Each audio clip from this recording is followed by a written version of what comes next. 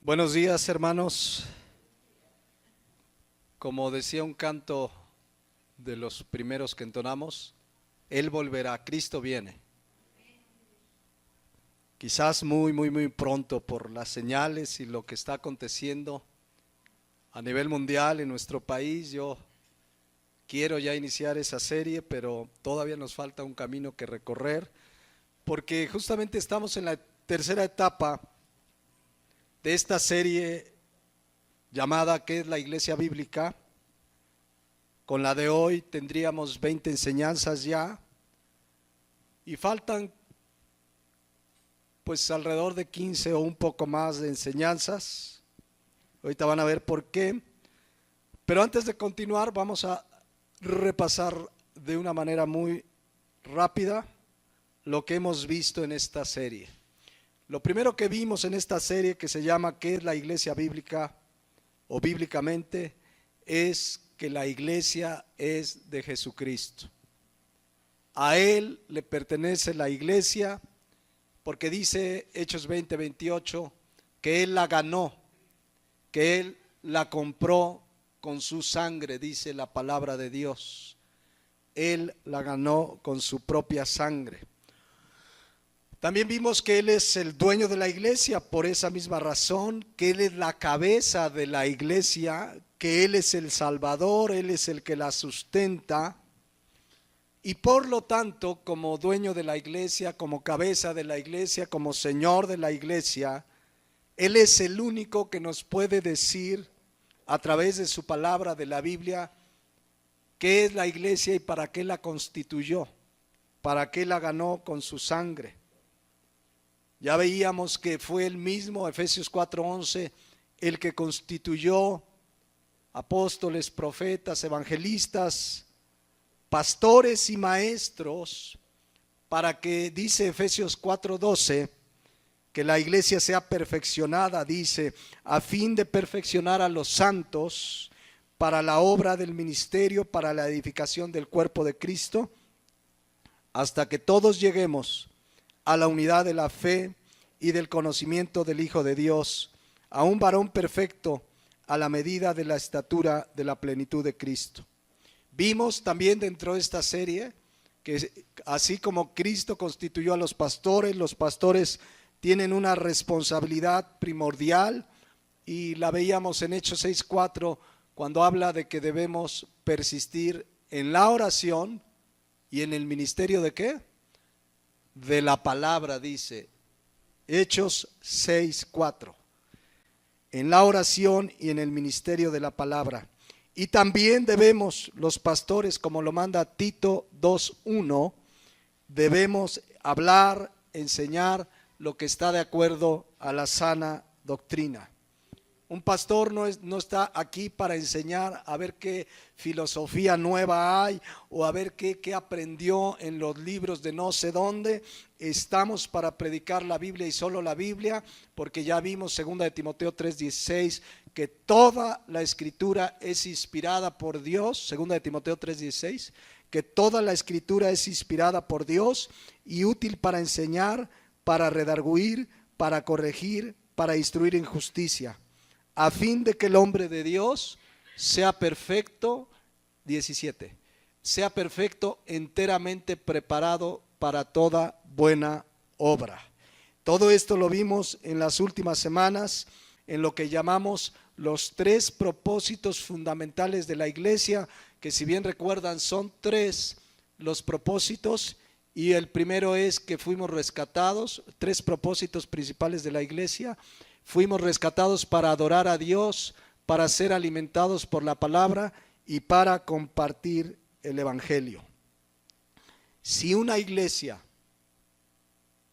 los cristianos en una iglesia no están cumpliendo estos 3 propósitos, adorar a Dios, ser alimentados, alimentarse en la palabra y compartiendo el evangelio, esa iglesia está en una grave situación o de plano ni siquiera es parte de la iglesia de Jesucristo.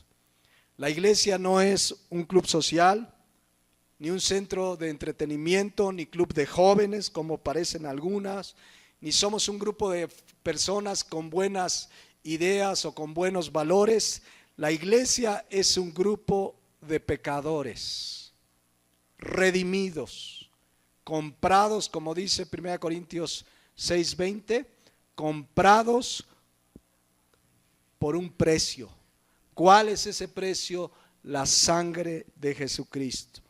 ¿Para qué fuimos comprados? Repito, si quieres poner otra vez los propósitos: para adorar a Dios, para alimentarnos de la palabra y para predicar a Cristo.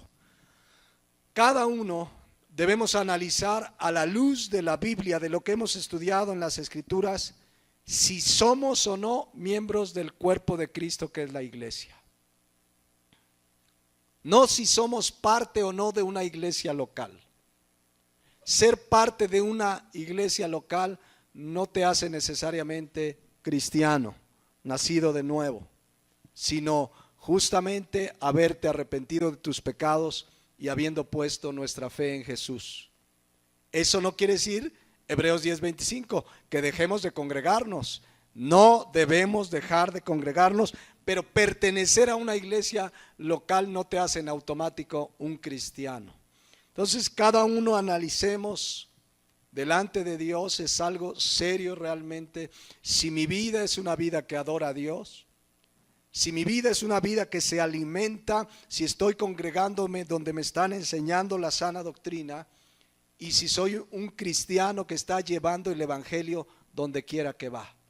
Son tres características fundamentales de una iglesia instituida por Jesucristo.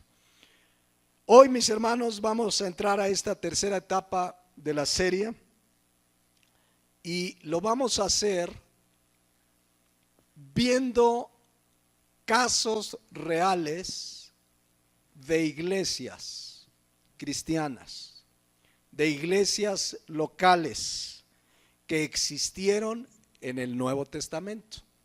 A partir de hoy vamos a ver casos reales de iglesias cristianas que existieron en el Nuevo Testamento y vamos a ver qué cosas hicieron bien.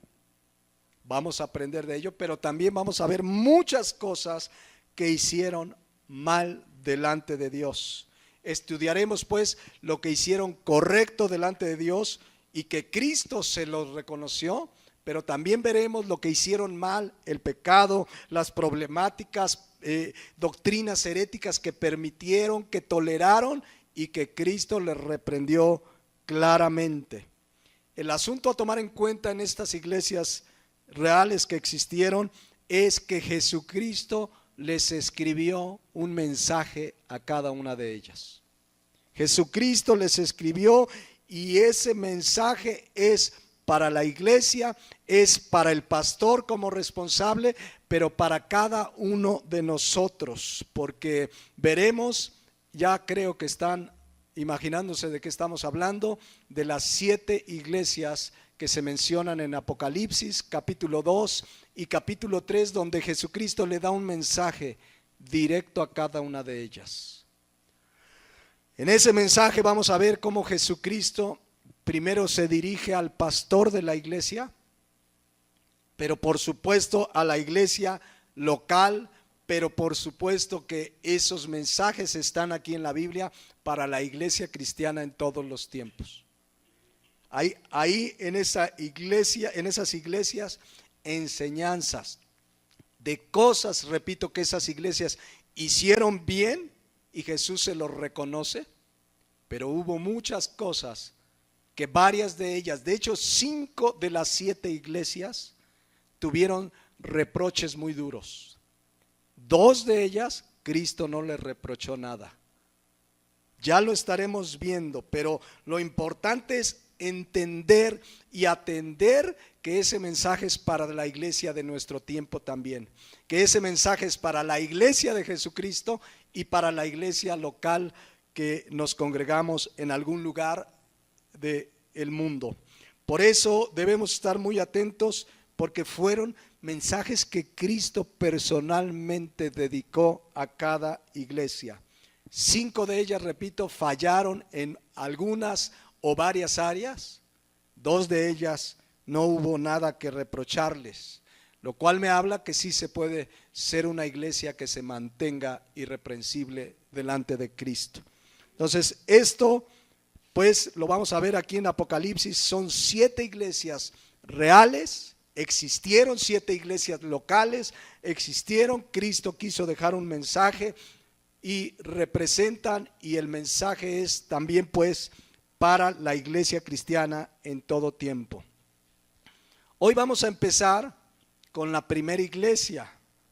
En Apocalipsis 2, versículo 1, se menciona la primera iglesia. ¿Cuál es? La iglesia de Éfeso. La iglesia de Éfeso. Esa carta deja en claro algo muy triste que le pasó a esta iglesia. Trágico, diría yo. Había dejado su primer amor. Ya lo veremos en 8 días. Hoy vamos a introducirnos en el mensaje, vamos a darle lectura, porque lo que le pasó a esta iglesia te puede pasar a ti, me puede pasar a mí, le puede pasar a esta iglesia local o a cualquier iglesia cristiana. Una iglesia que deja su primer amor. Vamos a darle lectura a Apocalipsis 2, del 1 al 7. No tengo todo aquí, así es que si me ayudas para que todos los versículos estén ahí, escribí solo algunos. Dice así: escribe al ángel de la iglesia en Éfeso, el que tiene las 7 estrellas en su diestra, el que anda en medio de los 7 candeleros de oro, dice esto: yo conozco tus obras y tu arduo trabajo y paciencia, y que no puedes soportar a los malos, y has probado a los que se dicen ser apóstoles y no lo son, y los has hallado mentirosos. Has sufrido y has tenido paciencia, y has trabajado arduamente por amor de mi nombre, y no has desmayado. Pero tengo contra ti que has dejado tu primer amor. Recuerda, por tanto, de dónde has caído, y arrepiéntete y haz las primeras obras, pues si no, vendré pronto a ti y quitaré tu candelero de su lugar si no te hubieres arrepentido. Versículo 6. Pero tienes esto, que aborreces las obras de los nicolaítas, las cuales yo también aborrezco. El que tiene oído, oiga lo que el Espíritu dice a las iglesias. Al que venciere, le daré a comer del árbol de la vida, el cual está en medio del paraíso de Dios. Miren, antes de entrar a la carta, hoy veremos una introducción y quizás la primera parte. Déjenme comentarles algunas cosas alrededor de lo que sucede en esta iglesia de Éfeso y alrededor. Miren, antes de entrar al tema, hoy tristemente vemos que la palabra cristiano, el llamarse cristiano, ha perdido el sentido bíblico que se tenía. Hoy tal parece ser que cualquiera se dice cristiano, pero desde hace muchos años, pero más acentuado en nuestro tiempo, ya parece que cristiano es una palabra que no habla de una persona que realmente ama a Dios, que realmente ha entregado su vida a Jesucristo. De entrada, por ejemplo, la mayoría de los gobiernos hablan de 3 grandes religiones. Hay muchas en este mundo, muchísimas, pero las más numerosas, ¿cuáles son? Musulmanes, budistas, y luego engloban a las religiones judeocristianas. Y ahí revuelven, ahí están católicos, mormones, testigos de Jehová, etcétera, adventistas. El INEGI a veces nos toma a los cristianos dentro de los católicos. En otras encuestas ya, o más bien censos, ya se nos llama sectas protestantes, pero la realidad es que no se le puede llamar cristiano ni a los católicos, ni a los adventistas, ni a los mormones, ni los testigos de Jehová, por decir algunos. ¿Qué es ser cristiano? ¿Cuándo se usó por primera vez la palabra cristiano en la Biblia? ¿Recuerdan? Hechos capítulo 11, 26. Vamos a recordarlo porque esto tiene que ver algo con la carta que vamos a comenzar a leer y estudiar hoy. Hablando de los cristianos que se reunían, los discípulos de Cristo, dice Hechos 11, 26. Y se congregaron allí todo un año con la iglesia y enseñaron a mucha gente. Y a los discípulos se les llamó ¿qué? Cristianos por primera vez en Antioquía. Se les llamaba discípulos de Cristo, pero por primera vez en Antioquía se les llamó cristianos. Decíamos que hemos estudiado que la palabra cristiano tiene un significado literal que es Cristos, hablando de Jesucristo, anos pequeño, pequeños Cristo. Pero déjenme decirles que cuando uno estudia el original y la forma en que se escribe el texto, esta palabra cristiano tiene dos formas de verse. La primera es que la gente los llamó cristianos de una manera despectiva. Mira esos seguidorcillos de Cristo, mira esos parecen Cristo, mira esos seguidores de Cristo, mira esos son como pequeños Cristos. Y la palabra tiene en su origen un sentir de desprecio, despectivo, peyorativo. Esos cristianos, esos del partido de Cristo también significa, mira, esos son del partido de Cristo como algo malo.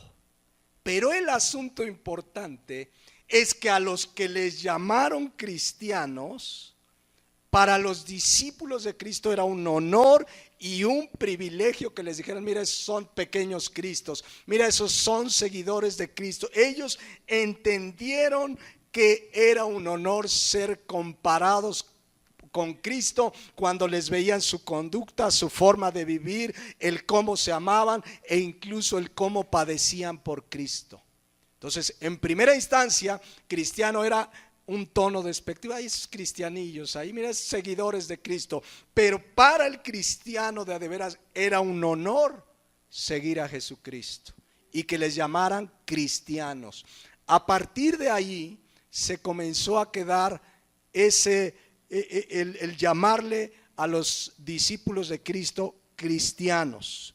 Y es que somos cristianos, pequeños Cristos, seguidores de Cristo, porque debemos imitarlo a Él.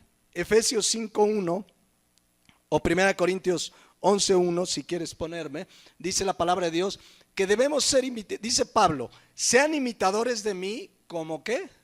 Como yo de Cristo. En realidad lo que está diciendo, imiten a Cristo, yo imito a Cristo, imítenme a mí.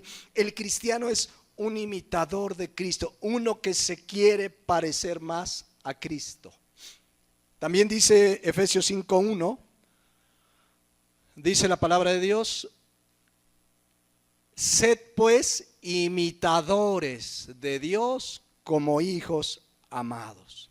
Entonces, para el que fue llamado cristiano por primera vez era un honor, un privilegio llamarse cristiano. Que la gente al verlos dijera, se parecen a Cristo.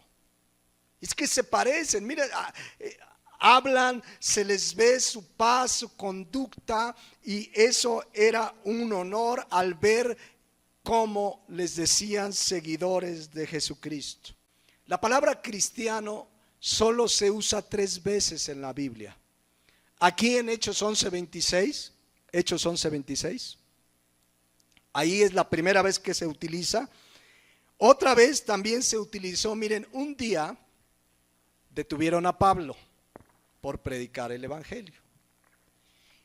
Y dentro de las varias veces que lo detuvieron, un día pues lo llevaron ante el rey Agripa. Y Pablo cumplió su ministerio de Marcos 16:15 de ir y predicar el evangelio. O sea, Pablo estuvo ante el rey Agripa y no dijo, es el rey, pues a este no le hablo de Cristo. ¿Se acuerdan lo que vimos hace 8 días? O sea, uno debe compartir el evangelio. Él estaba frente al rey y le compartió de Cristo. Tan le compartió que dice Hechos 26:28. Miren lo que pasó con Agripa. Entonces Agripa dijo a Pablo, por poco me persuades, por poco me convences a ser ¿qué? Cristiano. Pero por lo que entendemos no rindió su vida a Jesucristo. Pero esta es la segunda vez en la Biblia que se utiliza la palabra cristiano. Y la tercera vez y única, porque nada más son 3 veces, la utiliza el apóstol Pedro para hablar algo que le sucede a los verdaderos cristianos. Dice 1 Pedro 4:16, pero si alguno ¿qué? Padece como cristiano, como seguidor de Cristo, como imitador de Cristo, no se avergüence, sino glorifique a Dios por ello. Entonces, vemos pues que ya la palabra cristiano se quedó pues como la manera de referirse a los seguidores de Cristo. Pero el asunto es que todo cristiano, todo nacido de nuevo, no es más ni menos que otra persona.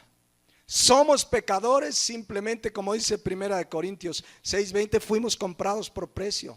Su gracia nos alcanzó, pero no somos no es que vio Dios algo diferente, es que su gracia nos alcanzó a través de la fe, como dice Efesios 2:8. Entonces, que quede claro, no somos más o mejores que los incrédulos. Somos pecadores que la gracia de Dios nos alcanzó. De hecho, dice 1 Corintios 1:26. Fíjense cómo habla Pablo. Pues mirad, hermanos, vuestra vocación. No sois muchos sabios según la carne, ni muchos poderosos, ni muchos nobles, sino que lo necio del mundo escogió Dios. ¿Qué escogió Dios? ¿Qué éramos? Lo necio del mundo, dice, para avergonzar a los sabios, y lo débil del mundo escogió Dios para avergonzar a lo fuerte. Versículo 28. Y lo vil del mundo y lo menospreciado escogió Dios, y lo que no es, para deshacer lo que es. Vean el versículo 29. A fin de que nadie se jacta, a fin de que nadie se crea el muy, pues, para traducirlo coloquialmente, a fin de que nadie se jacte en su presencia. Versículo 30. Mas por él estáis vosotros en Cristo Jesús. No es tu mérito, no es mi mérito, es por él, el cual nos ha sido hecho por Dios sabiduría, justificación, santificación y redención. Entonces, somos pecadores que hemos sido justificados, santificados y redimidos. Ahora, una cosa es cierta. Como cristianos, como nacidos de nuevo, como verdaderos cristianos, esto ya lo sabemos, pero debo recordárselos, cada día nos parecemos más a Jesucristo, el verdadero cristiano, porque para eso nos predestinó el Señor. Romanos 8:29. Recordemos que dice, porque a los que antes conoció, también los predestinó para que fuésemos hechos ¿qué? Conforme a la imagen de su Hijo. O sea, un verdadero cristiano cada vez más se parece a Jesucristo en conducta, en carácter, en su forma de vivir, porque para eso nos predestinó.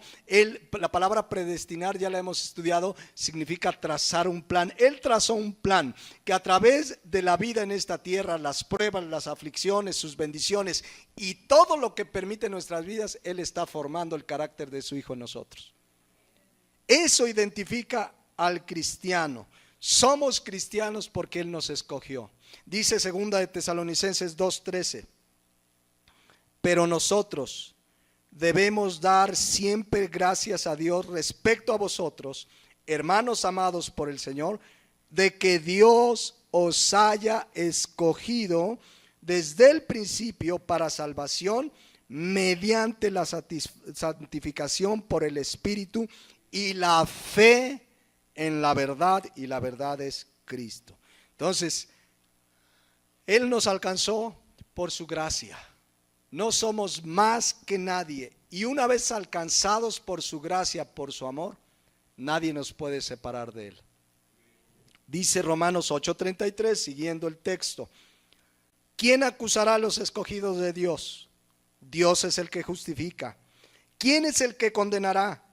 Cristo es el que murió, más aún el que también resucitó, el que además está a la diestra de Dios, el que también intercede por nosotros. Verso 35. ¿Quién nos separará del amor de Cristo? ¿Tribulación? ¿O angustia? ¿O persecución? ¿O hambre? ¿O desnudez? ¿O peligro? ¿O espada? Como está escrito: por causa de ti somos muertos todo el tiempo. Somos contados como ovejas de matadero. Antes, en todas estas cosas, somos más que vencedores por medio de aquel que nos amó. Por lo cual, escuchen, estoy seguro de que ni la muerte, ni la vida, ni ángeles, ni principados, ni potestades, ni lo presente, ni lo porvenir, ni lo alto, ni lo profundo, ni ninguna otra cosa creada nos podrá separar del amor de Dios que es en Cristo Jesús, Señor nuestro. ¿Se van dando cuenta lo que es ser cristiano? Cristiano es una persona que ha sido salvo por su gracia, que cada día se parece más a Cristo, pero muchas veces, aquí yo creo que ustedes se han dado cuenta en el país, por ejemplo, en los últimos años, que a veces llamarse cristiano es como una moda. De pronto hubo una oleada de artistas que, entre comillas, se convirtieron en cristianos, ¿no? ¿Cuáles son de los más conocidos? Que si Yuri, que si Lupita D'Alessio, que si Adal Ramones, ¿quién más? Que Thalía también. Bueno, y así, y entonces de repente, pues la gente dice, pues, mira, es ser cristiano, y como que mucha gente dice, pues yo soy cristiano como los de Yuri, ¿no? Hasta te pregunto, oye, ¿tú eres de los de Yuri? Y tú les, no, pues, no, porque de repente salieron estos personajes a decir que Cristo los alcanzó, y de repente los ves que su vida no tiene nada que ver con el cristianismo de la Biblia. Porque si hay algo que caracteriza a un cristiano, Mateo 7:20, porque son características que podemos ver de que si una persona es cristiana o no. ¿Qué dice Mateo 7:20? Por sus frutos los conoceréis. ¿Qué son los frutos? Su vida, cómo vive, sus obras. Mi vida, tu vida, habla si realmente somos o no somos. Cualquiera puede decirse cristiano, pero los frutos, la forma de vida y de conducta de una persona hablará si es o no lo es. Y la vida de un cristiano, como lo vimos en Romanos 8:29, cada día se parecerá más a Cristo. ¿Qué más caracteriza a un cristiano? Para que debemos tener, miren, no se trata de salir a la calle y juzgar, se me hace que ese sí, no, pero se trata de ver en la Biblia y tener discernimiento para saber qué caracteriza la vida de un verdadero cristiano, y comencemos por examinarnos a nosotros mismos si estamos en la fe. Pero por ejemplo dice 2 Corintios 7:1. ¿Saben qué caracteriza a un cristiano? Dice: amados, puesto que tenemos tales promesas, limpiémonos de toda contaminación de carne. ¿Saben qué significa eso? Que nos apartamos más y más del pecado. Pero también miren qué más identifica a un cristiano. Se va perfeccionando la santidad en el temor de Dios. ¿Qué identifica al cristiano? Santidad, temor de Dios. ¿Qué es temor de Dios? Lo hemos estudiado: un respeto profundo por Dios y por su palabra. Dice por ejemplo 1 Pedro 1:17: fíjense, habla a los que realmente invocan a Jesucristo, al Padre Celestial, dice, y si invocáis, o sea, si realmente dices que hablas con Dios, que tienes una comunión con Dios, dice, si invocáis por Padre a aquel que sin acepción de personas juzga según la obra de cada uno, conducíos ¿cómo? En temor, conducíos en temor, ¿cuándo? En todo el tiempo de vuestra peregrinación. El temor de Dios es algo que caracteriza a un cristiano. El temor de Dios que me lleva a obedecer su palabra. ¿Qué más identifica al cristiano que se aparta más y más del pecado? Dice segunda de Timoteo 2:19. Pero el fundamento de Dios está firme, teniendo este sello. Fíjense lo que dice. Conoce el Señor a los que son suyos. ¿Y qué dice? Apártese de iniquidad todo aquel que invoca el nombre de Cristo. Apártese. El cristiano, lo hemos estudiado más y más cada día por su comunión con Dios, por venir a la palabra, porque es una nueva criatura, porque Él ha preparado buenas obras para que andemos en ellas, más y más se aparta del pecado. Entonces vamos viendo lo que identifica a un cristiano de a de veras: santidad, temor de Dios, que se aparta de la iniquidad. También lo vimos Efesios 5:1, que es un imitador de Dios, de Jesucristo, del Dios de la Biblia, de su santidad, de su paciencia, de lo que identifica a Dios. Dice, sed imitadores de Dios. También dice 1 Juan 2:6, por ejemplo, fíjense lo que dice. El que dice que permanece en Él, déjenme decírselo más claro. El que dice que es cristiano, es lo mismo, porque ¿qué es un cristiano? Uno que permanece en Él, uno que ha nacido de nuevo. El que dice que es cristiano, ¿qué dice? Debe andar como Él anduvo. Entonces ya vas viendo, porque gente que se dice cristiana, hoy hay mucha, pero el que dice que permanece en Él, debe andar como Él anduvo. ¿Qué más caracteriza a un cristiano? Juan 14:15. El que dice que ama a Jesucristo, ¿qué hace? Juan 14:15, obedece su palabra, guarda sus mandamientos. Eso es lo que dice la Biblia.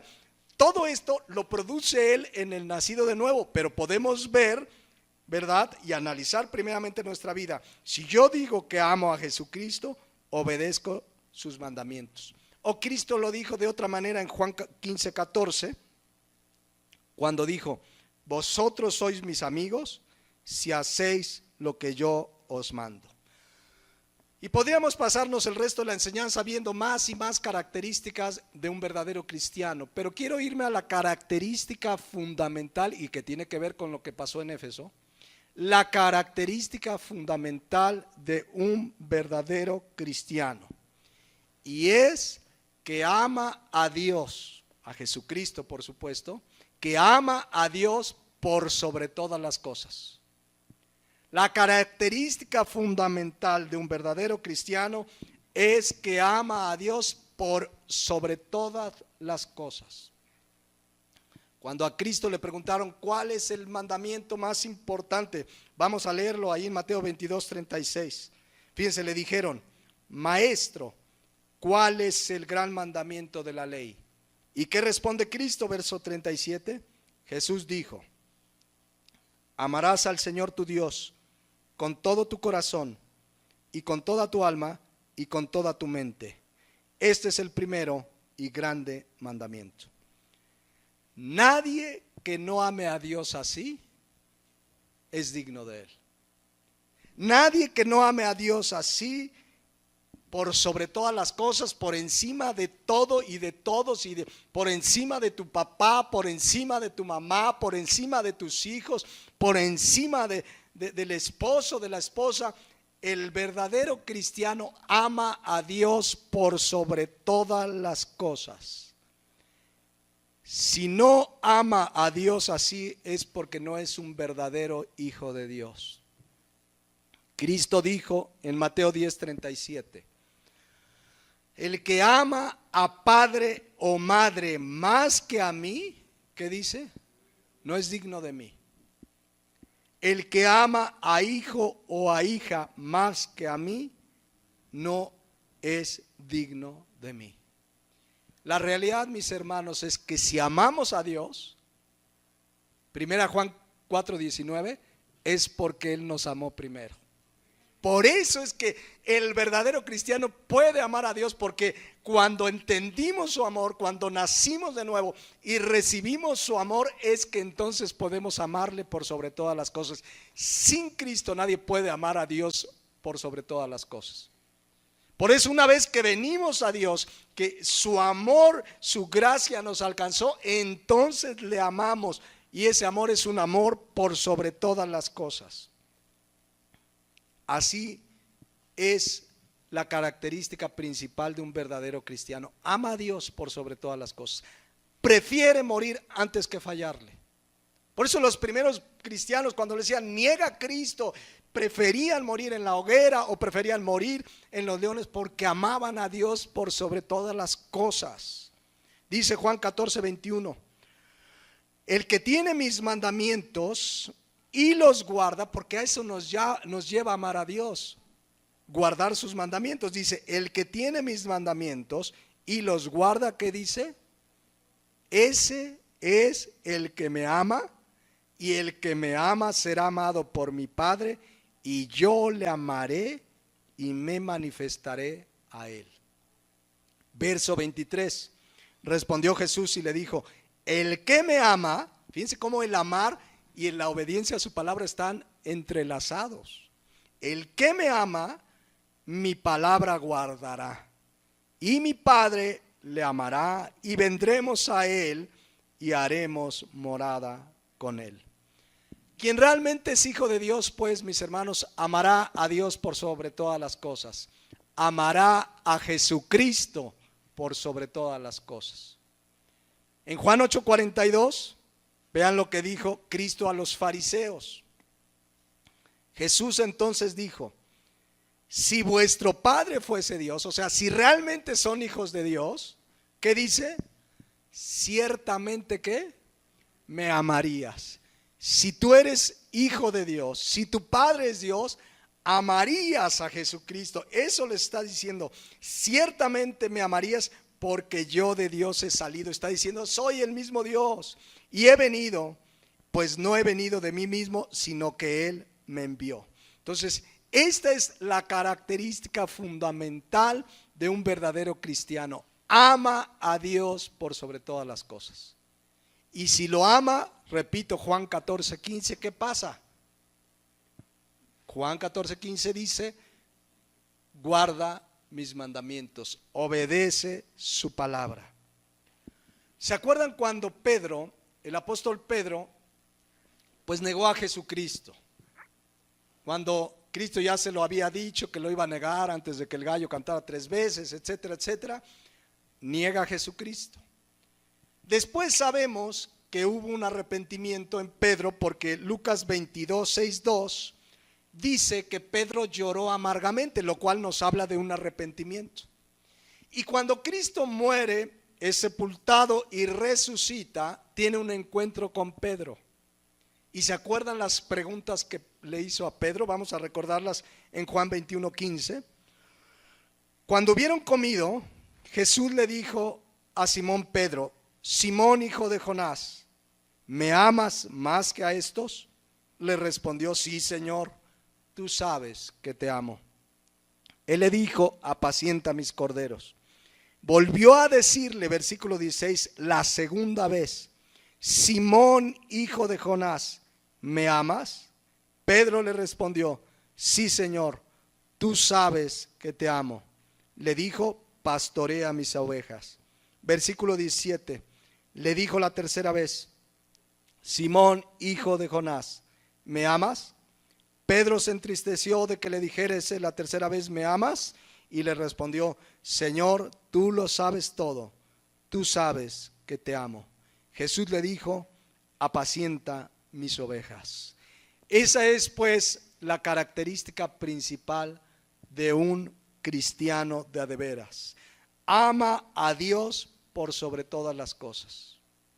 Es más, déjenme concluir esta idea para entrar a Éfeso, porque el problema de Éfeso es que había dejado su primer amor y ya lo veremos en 8 días. Pero justamente, mis hermanos, la gracia de Dios está sobre los que le aman. Efesios 6:24, vean lo que dice y pide Pablo, entendiendo que esta es una verdad. Dice Efesios 6:24, la gracia, entendemos la gracia de Dios, sea con todos los que ¿qué? La gracia sea con todos los que aman a nuestro Señor Jesucristo con amor inalterable. ¿Con quién está la gracia de Dios? Con los que aman a Jesucristo. ¿Con quién está el favor de Dios, la bendición de Dios, la salvación de Dios?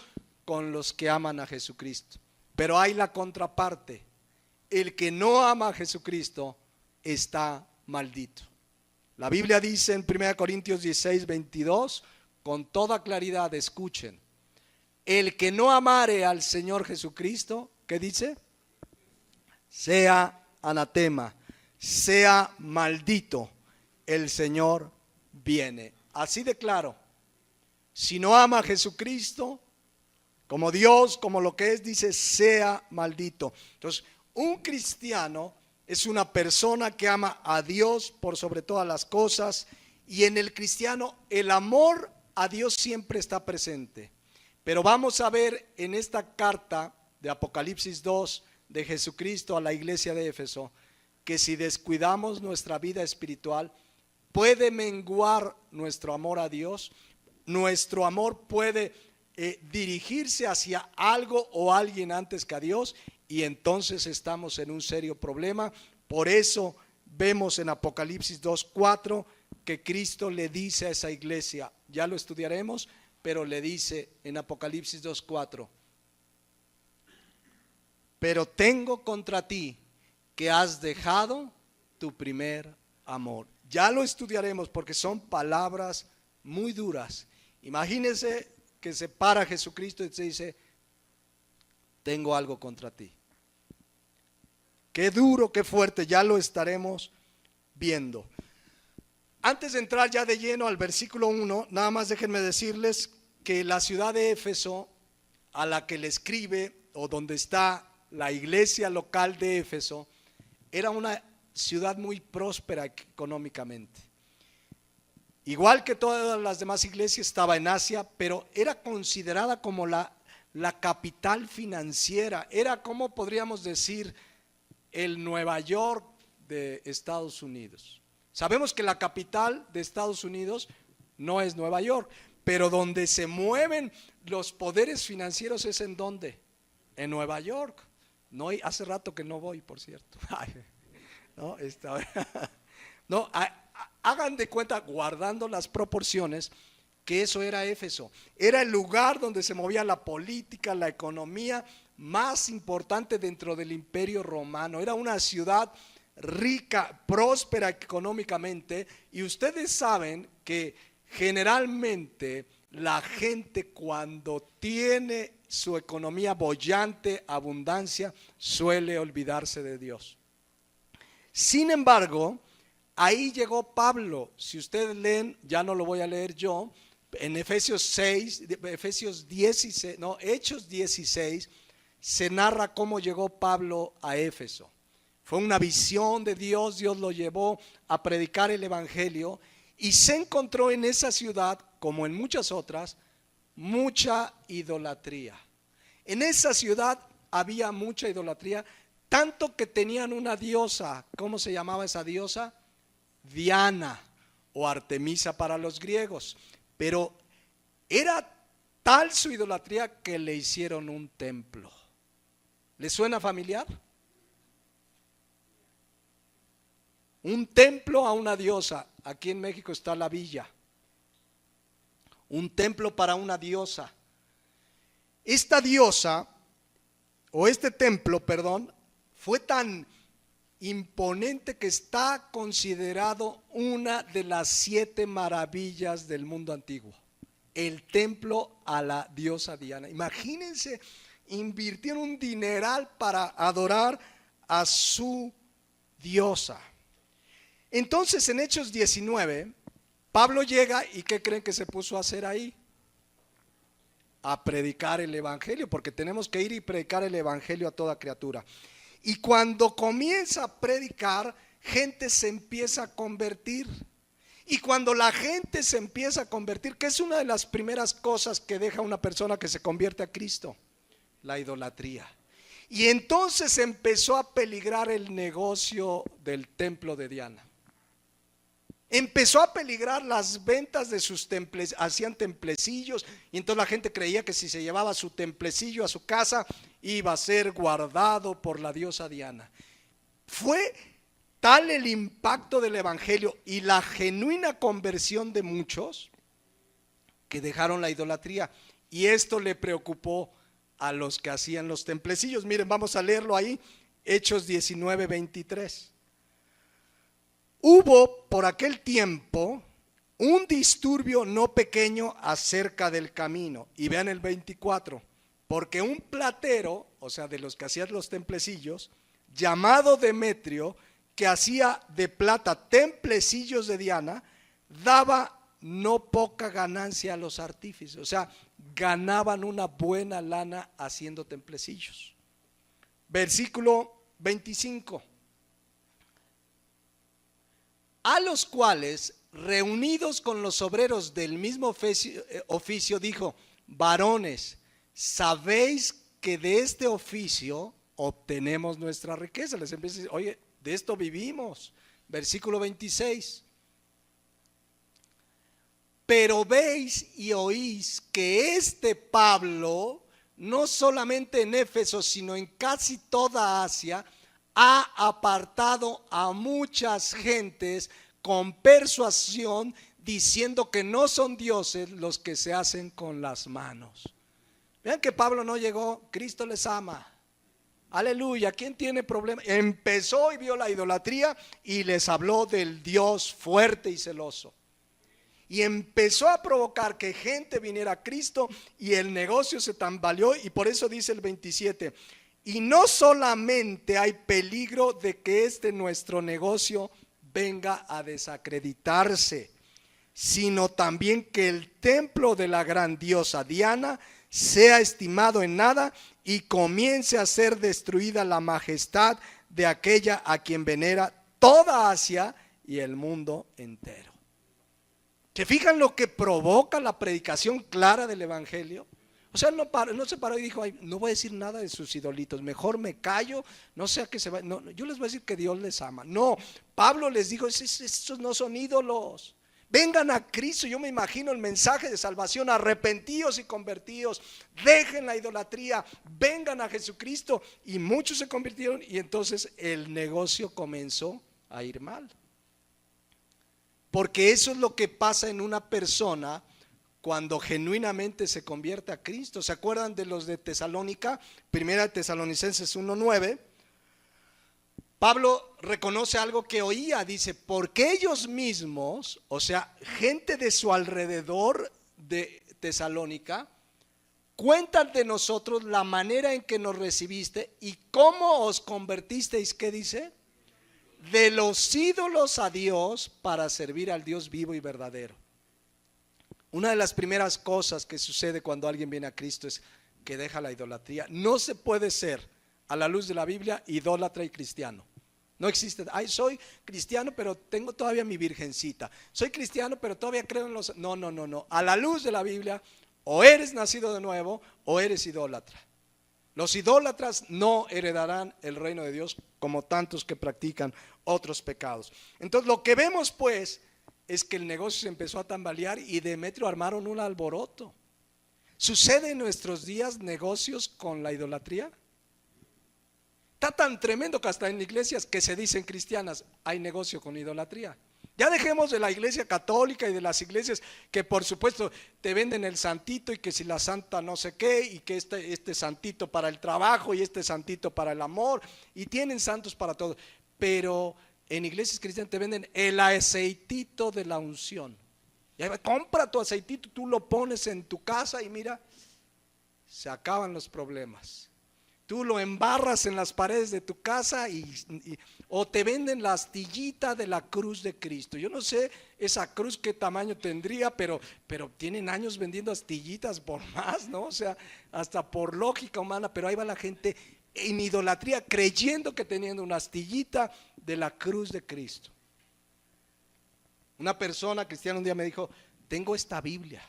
Era del pastor fulano, yo la tengo en la casa porque yo sé que el Señor me guarde. Hasta en eso puede haber idolatría. O sea, por tener la Biblia de un pastor. Ahora, le va a ayudar esa Biblia si la lee y la obedece, sea del pastor o no. Pero así está la idolatría. Hay mucho negocio en las iglesias, aunque se llaman cristianos, vendiendo este tipo de cosas, de la astillita y todo este tipo de cosas. Bueno, dice Hechos 19:24.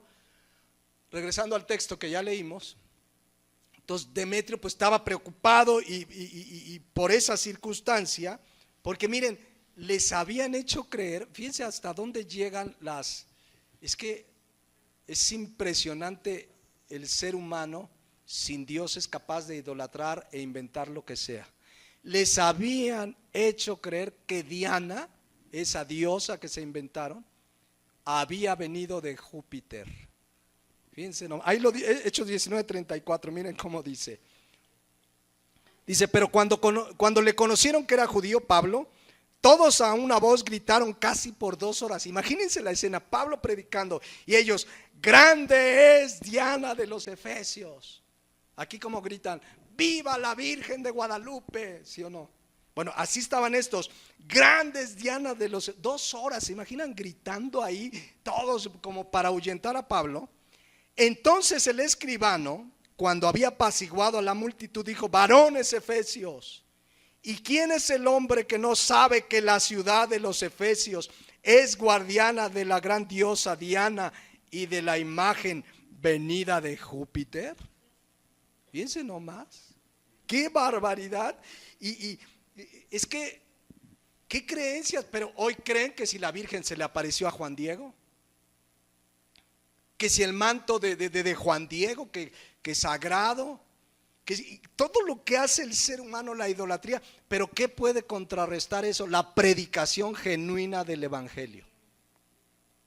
Así estaba Éfeso, era idólatra, pero vino el evangelio y la verdad, dice Juan 8:36, conoceréis la verdad y la verdad os hará libres. Libres del pecado, libres de la idolatría, libres para adorar a Dios. Nació una iglesia muy fuerte, una iglesia llena de fe. Lean Efesios, le escribe Pablo una carta, hay una carta para esa iglesia. Pero al paso del tiempo, pasó algo en esta iglesia, repito, como dije hace un momento, bien trágico. Esa iglesia había dejado su primer amor. Pero el mensaje llega a tiempo para que se arrepienta y se vuelva a Jesucristo con todo su corazón. Vamos a entrarle ya al estudio de esta carta de Jesucristo, de este mensaje de Jesucristo a la iglesia, y vamos a introducirnos en una parte y terminaremos en 8 o en 15 días. Vamos a Apocalipsis 2:1, con este antecedente pues, cómo surgió Efesio, en medio de idolatría, en medio de persecución. Ahí la iglesia de Jesucristo nació, una iglesia local, creció, pero al paso del tiempo vamos a ver lo que pasó. Efesios 2:1, Apocalipsis, como es a Éfeso, dice la palabra de Dios, escribe al ángel de la iglesia en Éfeso, el que tiene las 7 estrellas en su diestra, el que anda en medio de los 7 candeleros de oro, dice esto. Ya hemos estudiado.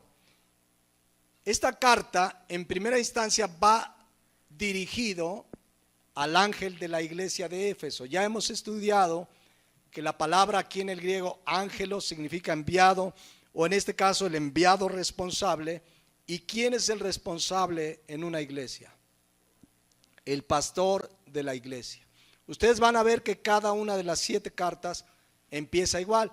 Escribe al ángel de la iglesia en Éfeso, Esmirna, en la Odisea, bueno, las 7 iglesias que vamos a ver.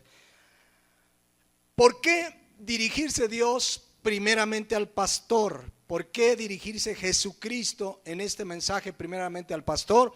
Porque ya vimos en Efesios 4:11 que Él constituyó pastores y maestros con el propósito, Efesios 4:12, de que equipen, de que perfeccionen a la iglesia. El mensaje es para toda la iglesia, pero comienza Dios con el responsable. ¿Quién pecó en el huerto del Edén? ¿Adán o Eva? Los dos. ¿A quién se dirigió primero Dios? A Adán como el responsable, como la cabeza. Lo mismo aquí en la iglesia dice, escribe al ángel de la iglesia, escríbele al pastor. Al primero que vamos a llamar a cuentas es al pastor. No quita responsabilidad a la iglesia, lo vamos a ver, pero al primero que Jesucristo pide cuentas o le da el mensaje es al pastor. Y acuérdense, si un pastor no cumple su ministerio para el que Jesucristo lo constituyó, le vamos a dar cuentas a Dios. Que no quede duda quienes pastorean una iglesia que vamos a quedar impunes, no pasa nada. La iglesia es de Jesucristo y Él al primero que va a llamar a cuentas es al pastor. Una iglesia, en primera instancia, una iglesia local, está mal o bien de acuerdo a lo que el pastor está mal o bien, de acuerdo a lo que el pastor enseña. Si un pastor no cumple su ministerio, esa iglesia, ¿cómo va a estar? Mal. Ahora, si tú eres nacido de nuevo y un pastor está mal, pues córrele de ahí, vámonos para otro lado. Pero es la primera responsabilidad de un pastor traer la enseñanza de la palabra de Dios. Para eso fuimos constituidos, para predicar la palabra de Dios.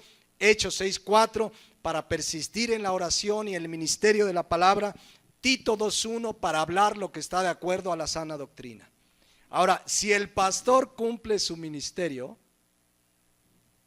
¿a dónde viene ahora la responsabilidad? A la iglesia. Si el pastor ya te predica la palabra, la sana doctrina, principios, verdades, enseñanzas de la palabra de Dios, nos toca a la iglesia obedecer lo que se nos enseña de acuerdo a la sana doctrina. Y entonces ahí, al que le pedirá cuentas Dios es a las ovejas. A ver, yo veo que el pastor que yo puse cumplió su ministerio. ¿Qué pasó contigo? Es importante, hay una corresponsabilidad. El pastor cumple su deber, que ya lo predicamos por varias semanas, de enseñar la palabra, de alimentarles con la palabra de Dios, de predicar la Biblia, solo la Biblia porque es inspirada, etcétera, etcétera. Pero la iglesia tiene la responsabilidad que una vez que aprendo una verdad, un principio para mi vida en la palabra de Dios, no tengo pretexto. Delante de Dios tengo que dar cuenta con lo que estoy conociendo de su palabra. Amén. Ahora dice algo bien interesante, regresando a Apocalipsis 2:1. Dice, ya vamos hacia el final, dice: escribe al ángel de la iglesia en Éfeso, el que tiene las 7 estrellas en su diestra. Habla de 7 estrellas y 7 candeleros. Cuando uno se mete un poquito aquí al griego y a entender el texto, va a dar uno cuenta que las 7 estrellas representan a los pastores y los candeleros a la iglesia. ¿Qué significa que Dios tiene las 7 estrellas en su mano? Esa expresión significa que están bajo su autoridad, bajo su dirección, porque Él es el dueño. Cuando Él dice yo tengo aquí a los pastores, es que Él es el dueño, Él es el responsable y Él tiene total autoridad sobre los pastores. Un pastor debe vivir en sumisión a Jesucristo, a su palabra, porque Él nos tiene en su mano. Y aguas y hacemos algo contrario a lo que Él enseña. Y aguas si enseñamos algo que no sea la Biblia. Esa expresión, pues, los tiene a su diestra, significa que estamos bajo su autoridad. Un pastor, ¿me regalas un poquito de papel? Un pastor no está para enseñar lo que se le antoja, no está para a ver qué filosofía nueva les traigo una nueva enseñanza. Un pastor está para obedecer a Jesucristo. Gracias. Entonces, esta expresión, el que tiene las 7 estrellas en su diestra, significa que estamos bajo la autoridad de Jesucristo. No hay un pastor que diga, es que yo no le reporto a nadie. Por supuesto, una iglesia local tiene su estructura. Nosotros tenemos localmente en México quienes están a cargo de nosotros, pero primeramente y por sobre todas las cosas, a Jesucristo. Si un día la iglesia bajo la que estamos registrados en nuestro país nos pide algo contrario a la palabra de Dios, ¿qué debo hacer como pastor? No, pues me voy a sujetar porque no. Jesucristo es el que tiene las siete estrellas a los 7 pastores en su diestra, bajo su autoridad. Pero luego dice, muy interesante, dice, el que anda en medio de los 7 candeleros. Eso es muy importante entenderlo. Fíjense, la palabra anda, los candeleros que dijimos que son las iglesias, son 7 iglesias. Los candeleros que representan las iglesias, dice que Cristo anda en medio de los 7 candeleros. La palabra andar es una palabra griega peripateo, que significa andar alrededor, que significa que anda en la iglesia supervisando, ejerciendo su autoridad. Jesucristo, mis hermanos, está en nuestro corazón a través del Espíritu Santo, está a la diestra del Padre, por supuesto, pero dice que Él anda en medio de los 7 candeleros. Significa que Jesucristo, mis hermanos, supervisa su iglesia. Yo no sé si estamos comprendiendo esto porque sabemos que mora en nosotros, que está con nosotros todos los días hasta el fin del mundo, pero imagínense la gran responsabilidad, primero para el pastor, el dueño está aquí en medio supervisando. ¿Qué responsabilidad? Señor, a ver, Él está aquí. No es algo figurado, no, Él está aquí en medio de nosotros, mis hermanos. Yo creo que a veces en las iglesias hay quien no lo cree. Porque está el servicio, está la reunión, está la alabanza y están en otra cosa menos en lo que estamos aquí para adorar a Dios. Gente que está con su celular, está la alabanza o la predicación, están con su celular o haciendo otra cosa. El Señor anda aquí en medio, mis hermanos, Jesucristo supervisando, y claro que un buen día va a llamar a cuentas a quienes puso Él para perfeccionar a su iglesia. El que tiene a los pastores en su mano anda en medio de las iglesias, anda supervisando, mis hermanos. Él está aquí en medio de nosotros. ¿Por qué lo hace? Porque es el dueño, porque Él la compró con su sangre, porque le pertenece a Él, no a ningún pastor. ¿Por qué los pastores de repente hacen con la iglesia lo que quieren? Ya parecen clubes sociales, ya hacen lo que se les antoja, etcétera, etcétera, porque no creen que Jesucristo es el dueño, porque no creen que está en medio supervisando su iglesia.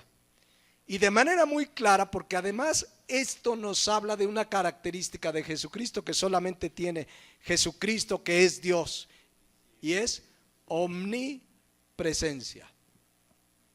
Él está ahorita aquí supervisando esta iglesia, pero también está en cualquier lugar donde se reúne su iglesia. Pero también su iglesia, no dejamos de ser iglesia cuando salimos, porque mucha gente, ay, ya salimos, ya no está. No, Él supervisa su iglesia en todo momento y en todo lugar. No solo cuando se congrega como iglesia local, sino como iglesia, porque tú, yo somos la iglesia de Jesucristo donde quiera que estamos, y Él está ahí también supervisando y viendo tu vida y viendo mi vida. Por eso el versículo 2 es muy, muy fuerte cuando leemos lo que dice. Vean lo que dice el que tiene en medio los 7 candeleros de oro. Dice esto, versículo 2.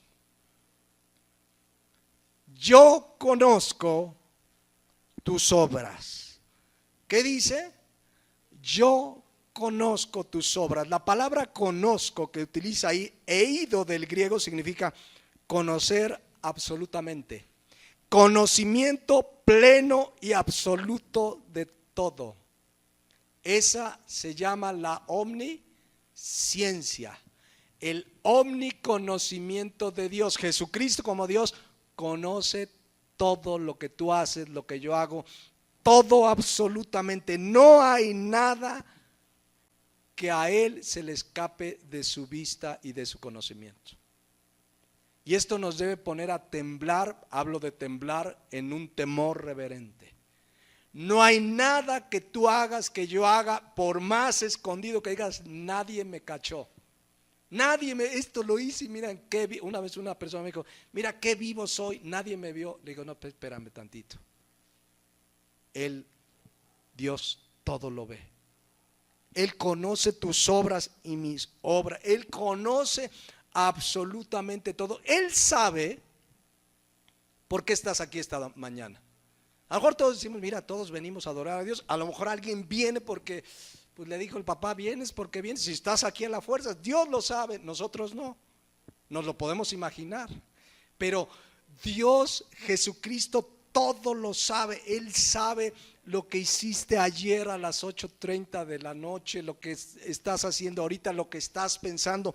Esta expresión, yo conozco tus obras, significa que Él sabe absolutamente todo de ti y de mí. Dice 1 Juan 3:20. Pues si nuestro corazón no nos reprende, mayor que nuestro corazón es Dios. Y Él sabe, ¿qué sabe Dios? Todas las cosas. Dice Mateo 10:30. Fíjense a qué grado llega su conocimiento. Son expresiones para que veamos la grandeza de su conocimiento. Dice que aún nuestros cabellos, Mateo 10:30, están contados. Aún ¿a qué grado sabe todo y conoce todo? Yo sé que a veces ya es más fácil contarlos, ¿no? Pero ¿alguien aquí tiene idea de cuántos cabellos tiene? Esto simplemente es una expresión para que veamos cómo Él conoce y sabe todas las cosas. Apocalipsis 2:2, Él dice, la palabra de Dios, conoce tus obras y mis obras. En Hechos 1:24, cuando estaban orando a Dios para escoger al discípulo que sustituiría a Judas, el que traicionó a Jesús, vean lo que dice Hechos 1:24, hablando de esa omnisciencia de Dios. Hechos 1:24. Hechos 1:24, búsquenmelo ahí. Pero yo se los leo mientras. Dice, tú, Señor, que conoces los corazones de todos. Tú, Señor, que conoces los corazones de todos. Él conoce todo absolutamente, mis hermanos. Entre nosotros nos podemos engañar, el corazón es perverso y engañoso. Pero Él conoce tu corazón y mi corazón. Repito, esto debería ponernos a nosotros en un temor reverente. Señor, qué responsabilidad saber que tú me ves, que tú conoces todo de mí.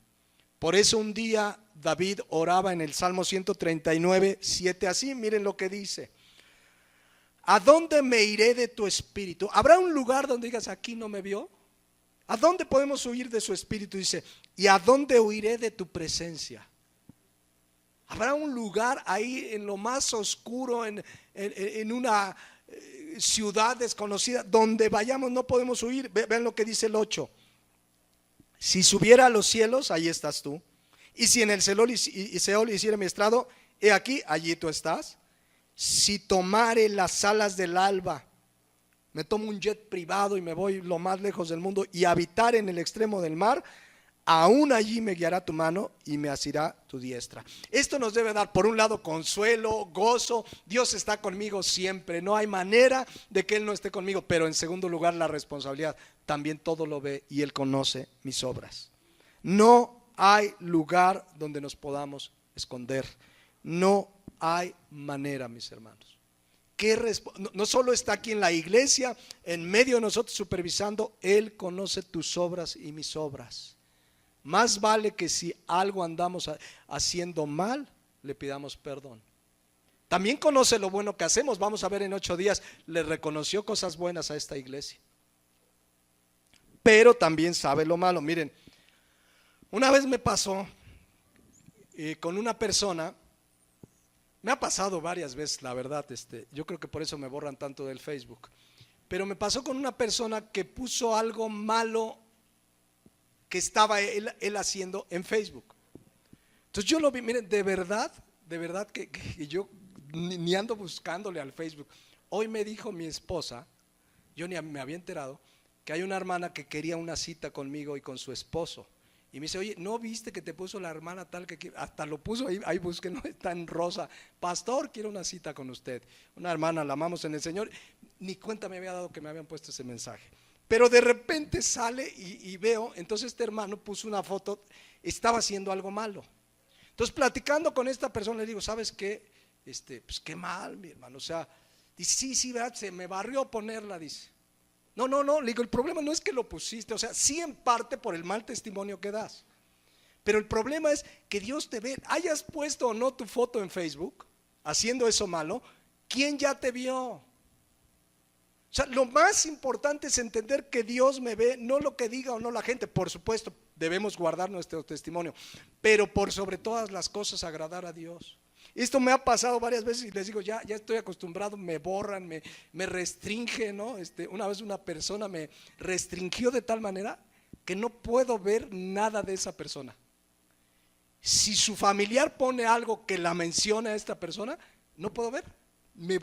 Yo no conozco el Facebook, no sé cómo se manipula eso, pero no puedo ver nada.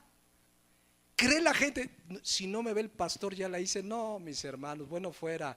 Dios nos ve, el que nos debe preocupar es Apocalipsis 2:2, el que conoce nuestras obras, Él conoce tus obras y mis obras, las buenas y las malas, por supuesto ya lo vamos a ver en 8 días, pero qué gran responsabilidad. No es que el pastor te vea, no es que el hermano te vea, no es que el vecino te vea, por supuesto dejaremos un muy mal testimonio, pero por sobre todas las cosas, Jesucristo que dice, yo conozco tus obras.